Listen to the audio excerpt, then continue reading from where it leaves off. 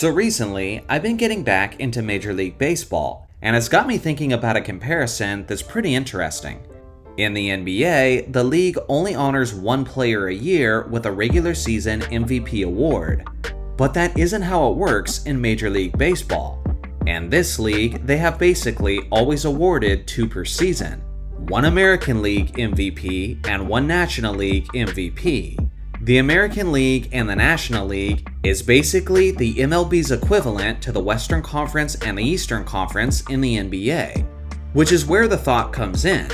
What if the NBA gave out two MVP awards each season, the same way that the MLB does? If this was the case, it would definitely change things dramatically in the NBA. And maybe it would even alter the way we look at certain players' legacies and how we rank them among the all-time greats. In baseball, a player like Barry Bonds was able to win 7 MVP awards thanks to the fact that he was only competing with guys who were within his own league/conference. An active player like Shohei Ohtani is barely into his 30s, yet he already has 3 MVP awards. So how do NBA players stack up if there was an award handed out to a player from each conference? Well, before I really get into it, let me first explain how this works. Unlike my series where I explained who would win the MVP if they simply gave it to the best player each season, this one is not based on my opinion, but actual facts. You see, every NBA MVP in history was determined by a group of voters, and we have the data not only on who won the award, but also in terms of who was on the list. All I'm doing in this video is telling you who led the MVP voting each season from the other conference that didn't have the actual MVP winner. For example, SGA just won the 2025 MVP award, but in this scenario, he just would have been the Western Conference MVP, and based on the voting, Giannis would have been the Eastern Conference MVP. So in reality, any one of you guys could do this research yourself and figure out the answers, but I did all of this so you don't have to. The complete list of the new MVP winners is in the video's description if you want to check it out. But beyond that, I want to tell you the things that stood out to me, and give you a final tally when it's all said and done. So first off, the logo, Jerry West, goes from a player who has no MVP awards to a 3-time winner, which I gotta think would greatly improve his legacy and the way he's perceived nowadays. Believe it or not, Michael Jordan's co-star, Scottie Pippen, now has an MVP award, thanks to his performance in the 1994 season, the year Jordan was retired playing baseball.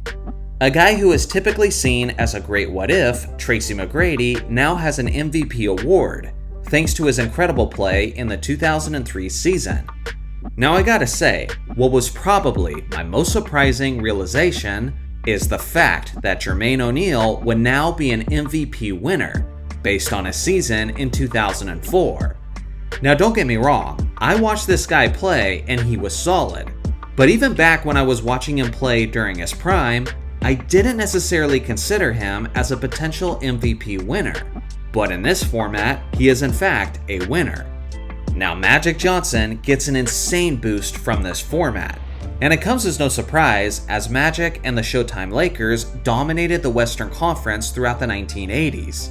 In our reality, Magic has 3 MVP awards, but in this format, he gets 6 more, taking his total to 9. All 9 of those MVP awards are consecutive, as he's winning from 1983 to 1991. His 9 straight MVPs would be the greatest streak of any player in NBA history. And honestly, he would probably have an even longer streak if he didn't retire due to HIV in 1991. Under this format, LeBron James gains a total of 8 MVPs. In this scenario, LeBron would have won 9 MVPs in a 10-year stretch, including 7 straight from 2012 to 2018. Now Michael Jordan also gets a major boost as he now adds 4 MVPs to his total. Now some other noteworthy players who would get a huge boost would be Bob Pettit, who goes from 2 MVPs to 5. Kevin Durant goes from 1 MVP to a total of 4. Kobe Bryant and Shaquille O'Neal each go from 1 MVP to 3, Giannis goes from 2 MVPs to 4, and Joel Embiid and Bob McAdoo each go from 1 MVP to a total of 3. Also, there's a lot of guys who now win their first and only MVP award, like Paul Arizin, George Yardley, Nate Thurmond, Lenny Wilkins, John Havlicek, Rick Barry, Pistol Pete Maravich, George the Iceman Gervin, Elvin Hayes, Clyde Drexler, Scottie Pippen, Jason Kidd, Tracy McGrady, and of course, Jermaine O'Neal. So now, under this new format, we're looking at the top spots for the most MVP awards in NBA history. And leading the pack is none other than LeBron James, who has a jaw-dropping total of 12. And honestly, I think this detail is rather interesting and also kinda comical, because I can already see the argument from both sides. On one hand, LeBron fans will try to use this data to further their case for LeBron being the greatest player of all time. But on the other hand, I can see LeBron's critics using this as information that LeBron in fact played in a weaker Eastern Conference throughout the majority of his career.